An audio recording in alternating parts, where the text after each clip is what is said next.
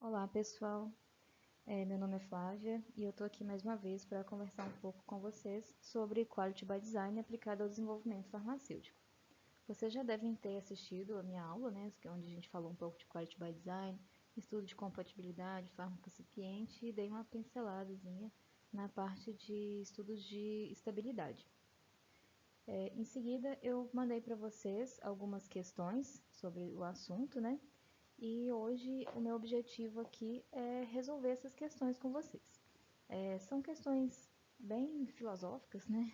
Eu quis deixar as questões o mais abertas possível para que vocês pudessem pensar um pouquinho sobre tudo que foi falado na aula e que vocês pudessem praticar um pouco.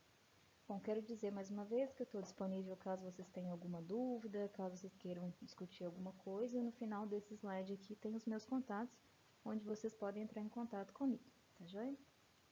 Então vamos lá. A primeira pergunta, né, que eu coloquei lá no exercício, foi pedindo para fazer um paralelo entre o pensamento Quality by Test, que é o QBT, e o Quality by Design, que é o QBD. É mais uma pergunta de aquecimento mesmo, para a gente pensar um pouquinho o que são essas duas correntes de desenvolvimento, né? Bom, então eu fiz aqui um paralelo muito simples de Quality by Test e Quality by Design. As diferenças entre eles são bem marcantes, né?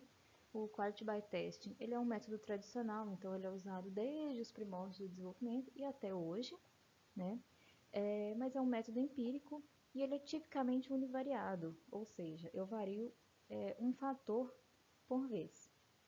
Já o Quality by Design, ele é um método sistemático. O que é isso? O método sistemático, eu tenho um passo a passo, né, que tem que ser seguido, onde, eu, onde eu tenho um racional lógico para poder fazer o desenvolvimento. E normalmente ele emprega métodos multivariados, ou seja, eu vario vários fatores ao mesmo tempo. Então, com isso eu posso enxergar interação entre esses fatores. E ele é um método racional e consciente. Como eu falei na aula, né? O Quality by Design, ele é praticamente uma filosofia de vida, né? Então ele leva em consideração então, conhecimento prévio do seu fármaco, do seu medicamento, do que você quer desenvolver, né? E o que não necessariamente está presente no Quality by Test. O Quality by Test é o que a gente conhece hoje como tentativa e erro. Então, eu vou tentando até uma hora eu acertar. Isso muitas vezes leva a resultados ruins, né? Resultados que poderiam ser otimizados e às vezes eu não consigo enxergar algumas coisas que eu consigo ver no Quality by Design. No Quality by Design eu tenho um produto muito mais robusto, né? Em que as chances dele dar errado lá na frente, quando eu estiver em produção, é muito menor. Então foi mais para fazer um aquecimento mesmo para as próximas questões. Bom, a segunda questão, eu acho que foi a maior de todas, né? Eu dei 2 medicamentos para vocês e pedi para vocês fazerem, né, o passo a passo lá do Quality by Design. Definir perfil-alvo de qualidade do produto, atributo crítico de qualidade, parâmetro crítico de processo, atributo crítico de material. Bom, eu dei 2 opções, né? Falei que quem quisesse fazer um só, tudo bem. Na verdade, eu não vou corrigir esses exercícios, tá? Mas é muito importante para vocês pensarem. E as formulações que eu coloquei são formulações muito simples, são todas formulações do Formulário Nacional da Farmacopeia Brasileira. Eu só adaptei um pouquinho o método de preparo para uma escala industrial, já que a Formulário Nacional ele leva em consideração uma manipulação menor, né? Então, eu vou fazer aqui com vocês esses exercícios e eu peguei o medicamento 2, que é um medicamento um pouquinho mais complexo, que é um creme de cetoconazol a 2%. O cetoconazol creme a 2%, né, um creme antifúngico, e como todo creme, ele é uma emulsão. Ele é uma emulsão do tipo óleo em água. Então, aqui à direita a gente vê a fórmula dele, né? Então, eu tenho a fase A, que é a fase oleosa, onde eu tenho esterato de isoptila, álcool cetoestearílico ou arosulfato de sódio, propileno glicol, petrolato líquido, que é a vaselina líquida, e uma mistura de lauroglicosídeo, de polihidroxistearato de poliglicerila e glicerol. Eu tenho minha fase aquosa, que é a fase B, composta somente por água purificada, e duas fases complementares. Uma fase contendo o cetoconazol, que é o fármaco, e o butilhidroxitolueno, que é o BHT, é um conservante no sentido de proteger contra a oxidação, né? Então ele é um antioxidante. E eu tenho essa fase D aqui, que é uma solução de conservante de imidazolidinilureia, nossa, que nome difícil, a 50%, que é um conservante antibacteriano, antifúngico. Bom, e aí eu coloquei aqui, né, de forma bastante resumida, como que seria o modo de preparo desse creme. Então, um reator encamisado, né, porque é importante ele ser encamisado, já que eu quero fazer o aquecimento das minhas fases, eu vou fundir a temperatura de 70 graus a fase oleosa. Em um outro recipiente, eu vou aquecer a água, né, que é a fase B, que é a minha fase aquosa, até ele atingir a temperatura de 75 graus. Então, depois que eu tiver essas duas fases nas temperaturas aqui preconizadas, eu vou verter a fase aquosa sobre a fase oleosa a uma agitação moderada. E aí eu vou formar o creme, né? Vou formar uma emulsão. Vou manter a agitação até a temperatura de aproximadamente 40 graus, então já vou começar um resfriamento aqui. E vou adicionar a fase D e a fase C. Depois eu verifico o pH, que tem que estar entre 5 e 6. E, se necessário, eu vou fazer o ajuste desse pH com uma solução de ácido cítrico de 25 a 50%. Em seguida, eu vou envasar esse creme. Bom, então vamos. Tanto esse perfil, as características físicas, eu já posso definir algumas outras coisas. Eu posso definir os meus atributos críticos de qualidade. Então, eu tenho aqui todos os meus atributos de qualidade do produto que eu defini anteriormente. E eu tenho aqui os meus objetivos, ok? E aí, eu tenho que me fazer uma perguntinha. Esse atributo, ele é um atributo crítico de qualidade? Então, conforme eu falei lá na aula, um atributo crítico de qualidade, eu vou responder sim para ele caso ele tenha algum impacto em qualidade, segurança e eficácia do meu medicamento, ok? Então, vamos fazer um exercício aqui. Então, cor e odor, né, o aspecto do meu creme. Eu quero que ele seja um creme branco, com odor de lavanda, homogêneo, brilhante. Se o meu creme não for branco, se o meu creme for amarelo, tem algum impacto na segurança e na eficácia do meu medicamento? Não. Então, esse aspecto do meu produto não é um atributo crítico de qualidade. Claro, se a gente pensar, por exemplo, meu creme ele não pode separar a fase, porque se ele separar a fase, obviamente ele vai ter impacto sim em qualidade, segurança e eficácia.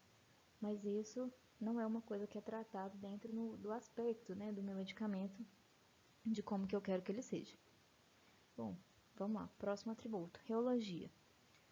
Então, eu coloquei aqui uma faixa de viscosidade entre 200.000 e 300.000 centipoares. Eu posso imaginar que variações na reologia impactam qualidade, segurança e eficácia do meu produto? Sim, eu posso pensar que sim, porque se eu tenho uma viscosidade muito baixa, eu posso ter a sedimentação das minhas gotículas, eu posso ter variação na dose, eu posso ter alguns problemas de estabilidade da minha emulsão. E aí, com isso, eu tenho impacto lá na segurança e na eficácia do meu medicamento. Bom, pH. O pH também é muito importante. Ele é um ACQ? Sim, ele é um ACQ, principalmente se eu penso na possibilidade desse pH ter que ser fixo assim, porque o meu fármaco sofre algum tipo de degradação em pHs diferentes, né, de 5 e 6. Então, pensando por esse lado, o pH é sim um atributo crítico de qualidade. Doseamento. Bom, doseamento eu acho que é até o mais fácil de todos, né? Se eu tenho variações no meu doseamento, eu posso ter problemas de qualidade, de segurança, de eficácia. Se eu tenho medicamento para menos, eu vou ter problema de eficácia. E se eu tenho medicamento para mais, eu posso ter problemas com a segurança do meu medicamento. As impurezas. As impurezas também é um caso é um atributo fácil até de pensar, né? Porque se eu tenho impurezas muito elevadas, essas impurezas elas podem ser tóxicas, podem causar problemas de segurança do meu medicamento. Além disso, se eu tenho muitas impurezas, pode ser que o meu fármaco esteja degradando.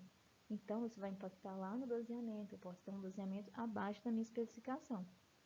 E aí eu vou ter problemas de eficácia. Limites microbianos também é uma coisa muito intuitiva, né, de se pensar que é crítico, porque se eu tenho um creme que ele está contaminado, eu posso ter problemas de segurança para o meu paciente, né?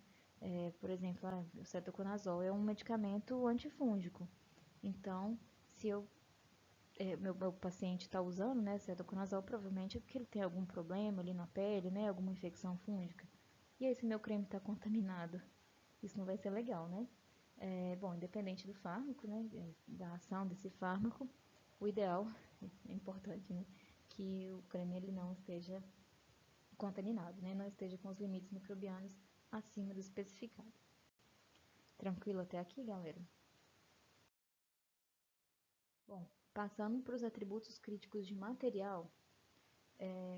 Atributos críticos de material é muito difícil de se definir quando a gente não conhece os nossos recipientes, quando a gente não conhece o fármaco, que é o caso aqui, né? Embora eu tenha passado essa formulação, que é bastante simples para vocês, eu, particularmente, eu não peguei recipiente por recipiente para poder estudar. Mas quando você está fazendo um desenvolvimento por Quality by Design, é muito importante que todo recipiente que você propõe para a sua forma, você conheça esse recipiente, né? Que você faça uma pesquisa bibliográfica sobre ele, que você conheça suas incompatibilidades. Uma fonte de pesquisa muito interessante também para quem está na indústria é conversar um pouco com o fornecedor daquele recipiente, né? O fornecedor ele tem um conhecimento muito grande sobre aquilo que ele está te vendendo. Então, ele provavelmente vai ter um material, uma literatura interessante para poder te indicar, para poder te passar, e, e pode ser de grande valia. Bom, então vamos imaginar aqui, né, que a gente conhece muito dessa formulação, conheço muito do meu fármaco. O que eu colocaria como atributo crítico de material? Espero que vocês tenham feito esse exercício e pensado em outras coisas também. A gente ajuda muito a enriquecer, viu? Bom, eu pensaria primeiro no meu IFA, né, no cetoconazol. O cetoconazol, o que poderia ser um atributo crítico de material? Bom, eu posso pensar inicialmente no teor, né, do cetoconazol. Então, eu vou receber esse IFA e esse IFA ele tem que estar ali dentro de um teor adequado, né? Então, é importante. Impurezas também, né, que o IFA ele nunca vem 100%, ele sempre tem algum teor de impurezas. Então, também um atributo crítico de material, porque eu posso estar trazendo impurezas para o meu medicamento. E eu vou pensar também em tamanho de partícula, porque o cetoconazol ele é insolúvel, tanto na fase aquosa quanto na minha fase oleosa. Então, ele está na forma de uma suspensão ali, disperso no meu creme. Então, o tamanho de partícula é importante, com certeza, né? E se eu tenho um tamanho de partícula muito grande, eu posso ter um aspecto arenoso do meu creme, eu posso ter problemas de espalhabilidade e eu posso ter problemas também de difusão desse cetoconazol a partir do creme, né, a partir da forma farmacêutica. Bom, com relação aos recipientes, como eu falei, é uma formulação muito simples, então não tem nem muito o que olhar, né, mas vamos pensar aqui. Um outro exemplo que eu trouxe foi o petrolato líquido. O petrolato líquido, que é a vaselina líquida, eu tenho diferentes graus de viscosidade.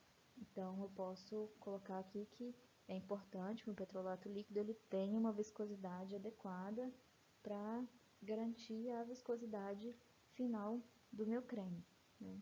É importante chamar a atenção aqui, gente, que os atributos críticos de material são aqueles atributos que eles devem estar sob controle, né? Eles devem estar dentro de uma faixa especificada, eles devem ter um controle pelo menos pelo seu controle de qualidade, porque se ele estiver fora, ele vai impactar em um atributo crítico de qualidade, ok? Então, o petrolato líquido, se ele tiver um grau diferente de viscosidade, eu posso impactar lá no meu atributo de viscosidade do meu produto acabado, ok? Bom, passando para a próxima, são os meus parâmetros críticos de processo. Bom, aí eu desmembrei aqui um pouquinho aquele processo de fabricação super simples que eu coloquei e fui colocando alguns parâmetros que eu joguei que poderiam ser críticos, né, gente? Porque às vezes a gente coloca que um determinado atributo de material, um parâmetro de processo é crítico, e o que é importante a gente fazer com isso? A gente estabelecer estratégias de controle e a gente testar se de fato ele é crítico, ou se aquela estratégia de controle que eu defini, aqueles limites, eles estão de acordo, né? Se, por exemplo, eu estabeleci a temperatura entre 70 e 75 graus, sim, a 70 e a 75, eu vou chegar no mesmo resultado. Bom, então vamos aqui para os parâmetros críticos de processo. De forma semelhante aos atributos críticos de material, os parâmetros críticos de processo são aqueles parâmetros que devem estar sob controle, né, que devem ter uma estratégia de controle, porque se eles estiverem fora, eles podem impactar algum atributo crítico de qualidade. Então vamos lá. Eu destrinchei aqui, né, o processo de preparo e coloquei alguns parâmetros. Então, a primeira coisa é um reator encamisado, fundir os componentes da fase A, que é a minha fase oleosa, até a temperatura de 70 graus Celsius. Então, aqui eu coloquei como atributo, um parâmetro crítico de processo, desculpe, a temperatura. Por quê? Se eu não fundir todos os componentes da minha fase oleosa, eu posso ter, por exemplo, problemas na minha viscosidade. Eu posso não formar emulsão. Então, eu vou ter problemas lá de homogeneidade do meu fármaco. Posso ter impacto no meu doseamento. Bom, em outro recipiente, aquecer a água, que é a fase B, né, que é a fase aquosa, até atingir a temperatura de 75 graus. Aqui, novamente, eu coloquei a temperatura, né, porque se eu não atingir essa temperatura de 75 graus, eu posso ter, novamente, né, problemas de homogeneidade a hora que eu misturar uma fase com a outra. Então, o próximo passo aqui é verter a fase aquosa sobre a fase oleosa, sob a agitação moderada. E aqui eu coloquei dois parâmetros de processo, né? Dois parâmetros que eu considerei críticos para o meu processo.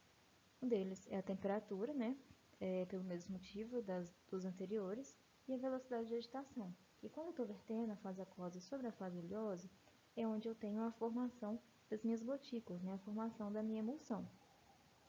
Para haver formação de emulsão, eu preciso fornecer energia para o meu sistema. Então, a velocidade de agitação ela é importante, que ela está fornecendo energia. Além disso, eu preciso que a fase aquosa e a fase oleosa elas tenham um contato para que essa gotícula seja formada. Então, eu preciso garantir uma boa velocidade de agitação. Continuando aqui o processo, manter a agitação até a temperatura de aproximadamente 40 graus Celsius. Então, aqui eu já inicio o meu resfriamento. Mas nessa etapa aqui eu não achei que tivesse nenhum parâmetro crítico de processo, tá? E se vocês tiverem colocado algum parâmetro aqui como crítico, não tem problema, tá, gente? Pode até mesmo usar a imaginação, imaginar que tem alguma outra coisa aqui, enfim. Vocês podem soltar a imaginação mesmo. Bom, em seguida, adicionar a fase D, que é aquela fração lá com os conservantes, e a fase C, que é o BHT, né, meu dihidroxitolueno, meu antioxidante, e o IFA, que é o cetoconazol. Então, aqui eu também coloquei alguns parâmetros críticos de processo. Um deles é a temperatura. A temperatura é muito importante, né? Porque eu posso ter algum problema de degradação do meu fármaco, por exemplo, ou mesmo dos meus conservantes e do meu antioxidante. A velocidade de agitação, isso também é muito importante, porque como eu estou resfriando meu sistema, então eu já estou aumentando a minha viscosidade. Então, eu preciso ter uma velocidade de agitação suficiente para que tanto os meus conservantes quanto o meu antioxidante e o IFA, principalmente, né, que eles estejam homogeneamente dispersos ali no meu creme, ok? E também o tempo de agitação, né? Eu preciso estabelecer aqui o tempo necessário para que todos esses componentes eles fiquem homogêneos ali no meu tanque de manipulação. Bom, em seguida, verificar o pH, que deverá estar entre 5 e 6, e, se necessário, ajustar o pH com a solução de ácido cítrico de 25 a 50%. Nessa etapa aqui, eu coloquei como parâmetro crítico de processo o pH. Bom, como a própria instrução já diz, né, que é um parâmetro que a gente deve verificar e se não estiver dentro dessa especificação, eu preciso ajustar. Possivelmente porque acontece alguma degradação do cetoconazol em pHs diferentes disso. E em seguida, o processo de invase. Então, quando eu vou envasar bisnagas, por exemplo, né, que foi o material de embalagem primária que eu propus aqui para o meu medicamento, meu cetoconazol creme, a viscosidade é sempre um fator muito crítico. Então, é importante que eu tenha assim, uma viscosidade adequada para garantir o invase, né? Porque senão eu posso ter problemas de enchimento das minhas bisnagas, e aí eu vou ter comprometimento da dose que o meu paciente ele vai receber, né? Na verdade, bisnagas são unidades farmacotécnicas de doses múltiplas, mas eu vou estar lesando meu consumidor, né? Se ele tiver menos produto. E eu posso ter problemas também na selagem, né? Caso a viscosidade seja muito baixa, eu posso ter algum problema ali no meu processo que vai dificultar a selagem da minha bisnaga. Então, eu posso ter entrada de ar, entrada de umidade, o que pode degradar meu fármaco. Ok? Bom, então, definidos meus parâmetros críticos de processo, a gente finaliza, né? E vamos para a próxima questão. Bom, a próxima questão, eu pedi para vocês elencarem, né, algumas ferramentas de análise de risco. Bom, só para voltar aqui um pouquinho, né, é muito importante a gente fazer análise de risco em todos os momentos da vida, de modo geral.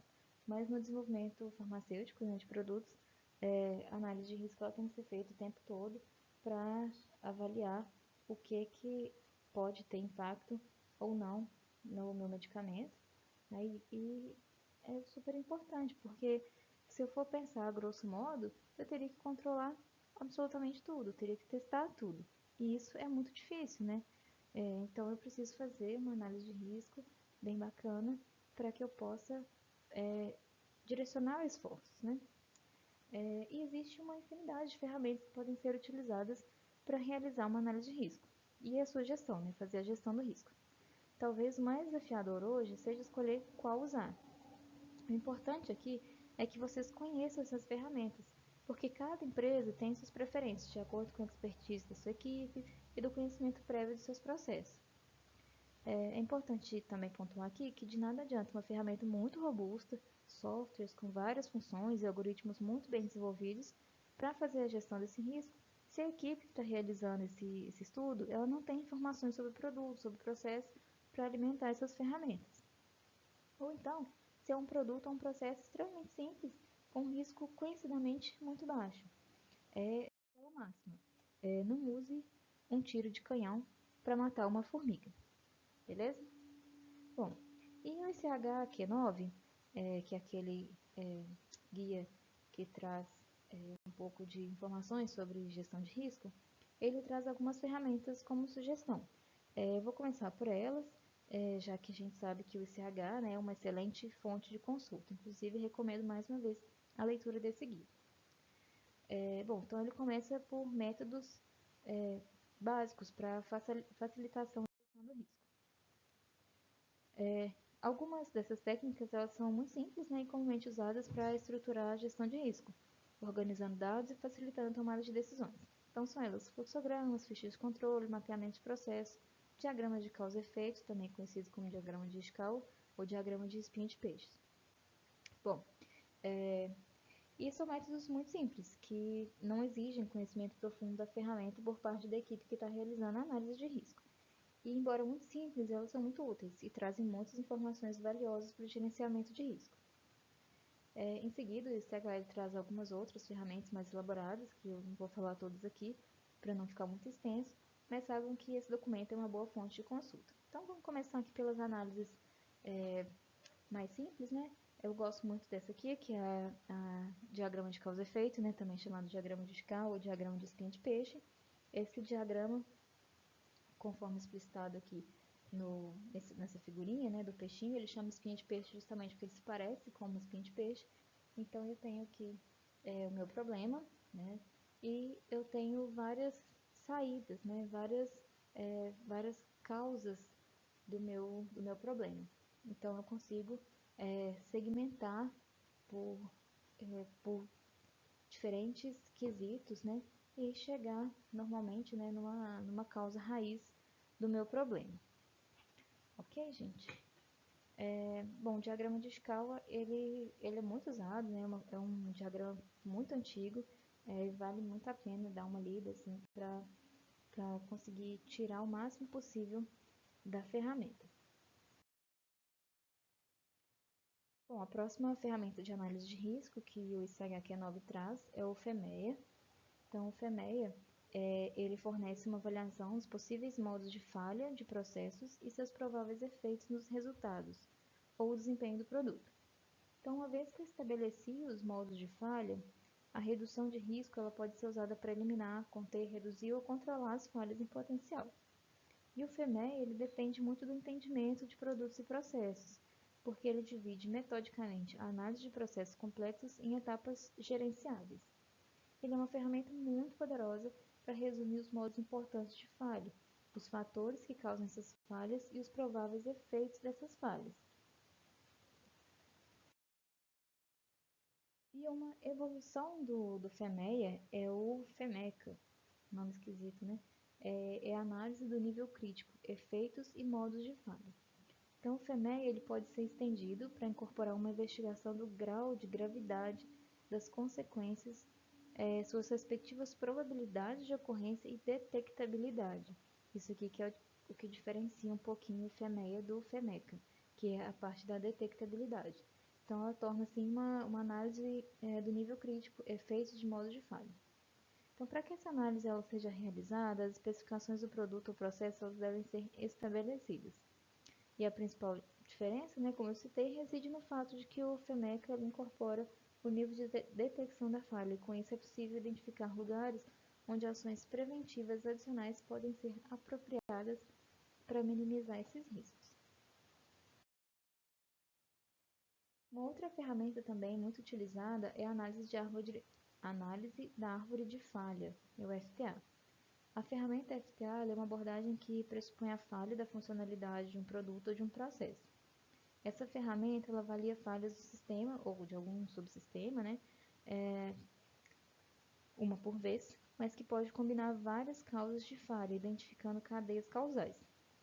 Esses resultados eles são representados na forma de uma árvore de modos de falha, conforme é explicitado aqui na figura à direita. E a cada nível da árvore, as combinações de modos de falha são descritas com operadores lógicos, né? E, ou, etc. E o FTA ele conta com o entendimento do processo por parte dos especialistas para identificar fatores causais. A análise de árvore de falhas é uma ferramenta eficaz para avaliar como vários fatores afetam um determinado problema. O resultado de uma FTA inclui uma apresentação visual de todos os modos de falha. E ela pode ser utilizada para estabelecer o caminho para a causa original de uma falha, por exemplo. Pode ser utilizada também para investigação de reclamações ou desvios, a fim de se entender completamente sua causa original e para garantir que as melhorias pretendidas elas vão de fato resolver completamente a questão e não levarão a outros problemas. Ou seja, resolver uma questão, porém causar um problema diferente. Né? Isso aí a gente vê muito, não só na indústria farmacêutica. Uma outra ferramenta também muito utilizada é a What If, né, que significa e se. É uma ferramenta muito simples, ela é focada na identificação de riscos e pode ser utilizada em qualquer etapa do projeto. Por exemplo, e se a pressão de uma determinada máquina estiver acima da especificação? E se a vazão for superior ao permitido? E se determinado tanque transbordar? Então, assim, é só a gente ir fazendo essas perguntas. E se, e se, e se? E aí, gente, eu quero citar aqui que são muitas as ferramentas disponíveis, mas o mais importante mesmo é você ter conhecimento sobre o seu medicamento, sobre o seu IFA, sobre o seu processo. Só assim sua análise de risco vai trazer informações importantes e garantir as tomadas de decisão que de fato fazem sentido para o seu projeto. Beleza? Bom, a próxima questão que eu coloquei para vocês é uma questão de compatibilidade entre IFA e recipiente. Bom, e a informação inicial que a gente tem de que no estudo com as misturas binárias não houve sinais de incompatibilidade, ela é ótima. Então, para a Anvisa, um estudo desses já seria suficiente, porque lá na RDC de registro, a Anvisa só pede que seja feito um estudo de compatibilidade desse recipiente por meio de análises térmicas. Bom, no entanto, a gente não deve se limitar somente ao mínimo que as agências regulatórias elas nos solicitam, porque muitas vezes esse mínimo não nos permite conhecer de fato o nosso produto. Então, no futuro, eu posso ter problemas de estabilidade que eu não consegui prever e nem mitigar lá no meu desenvolvimento. Bom, e a gente tem algumas informações importantes enunciadas da questão. Uma delas é que o processo de produção desse comprimido ele é uma granulação via úmida, com a mistura de água e álcool. Então, eu sei que o meu produto ele é exposto, mesmo que por um curto período de tempo, não são dias nem meses, mas somente algumas horas, a uma condição que favorece muito a interação, que seriam as condições de umidade elevada, né, já que eu estou com meu pó ali molhado, a presença de solvente, principalmente solvente prótico, eu coloquei aqui etanol, e a temperatura elevada. Mesmo que a secagem de água e álcool não seja uma temperatura assim, muito alta, ainda assim é uma temperatura maior do que a temperatura ambiente. Então, se eu fosse propor um protocolo para avaliar a influência do processo na compatibilidade entre meu IFA e os meus recipientes, o granulado formado a partir da umectação do raio-x e da secagem do leite fluidizado seria um ponto de amostragem. Por que isso, né? É pelas condições que eu falei com vocês.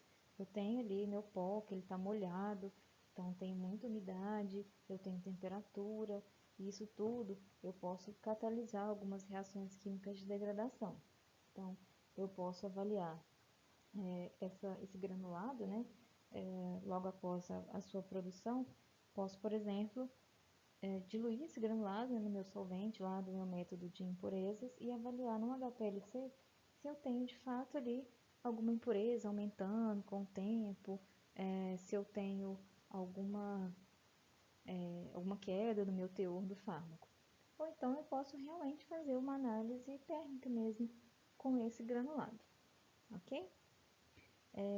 Então, continuando o processo, nós temos a mistura final e a compressão. E aqui a gente não tem, pelo menos a princípio, nenhuma condição que poderia favorecer as interações que levariam a incompatibilidades. Mas é importante ressaltar que você deve conhecer o seu processo e conhecer o seu produto, porque pode ser, né, que por alguma particularidade ele tenha sim alguma etapa que seja crítica ali na mistura final e na compressão. Posteriormente, nós temos a etapa de revestimento. Aqui também nós temos um ponto de atenção. A suspensão de revestimento é um sistema com solvente, seja ele só água, ou água etanol, ou mesmo só um etanol, só um solvente orgânico, né? Que é um sistema que vai ser aplicado diretamente sobre o núcleo a uma temperatura elevada. Então, essa suspensão vai ser aspergida sobre o meu núcleo que está numa temperatura maior do que a temperatura ambiente. Então, tem novamente aquelas condições que favorecem algum tipo de interação, né? Seja ela umidade elevada, temperatura elevada, que eu posso ter sim algum problema de compatibilidade, posso catalisar algum tipo de reação. Então, eu posso tanto fazer uma análise térmica, né, por DSC, por TG, desse produto acabado, ou mesmo fazer uma análise por HPLC para avaliação de geração de possíveis impurezas. As análises em HPLC possivelmente elas serão feitas, porque o comprimido revestido já é basicamente seu produto acabado, então ele deve ser caracterizado de forma completa. Bom, pessoal, então como conclusão aqui dessa aula super rapidinha, para a resolução dessas questões, eu quero chamar a atenção novamente, né, que o conhecimento sobre um tema tão pertinente da indústria é super importante para vocês que estão formando agora, né, para vocês que estão saindo. Independente da área da indústria em que vocês forem atuar, é importante vocês terem isso em mente, que conhecimento é poder. E o que é o que o Quality by Design ele prega, né? Então conheçam o fármaco que vocês estão trabalhando, conheçam o medicamento, né? Conheçam o produto, conheçam o processo de vocês. Com isso, vocês vão conseguir desenvolver produtos, desenvolver métodos analíticos, enfim, independente da área da indústria que vocês estiverem atuando, eu tenho certeza que vocês vão ser muito felizes. Bom, quero agradecer mais uma vez aqui a atenção de todo mundo. Espero que vocês tenham gostado, que eu tenha contribuído um pouquinho para o conhecimento de vocês. Deixo aqui os meus contatos, meu e-mail, meu LinkedIn também, se quiser me acompanhar. De vez em quando eu posto umas coisas interessantes lá. Fiquem à vontade. Muito obrigada.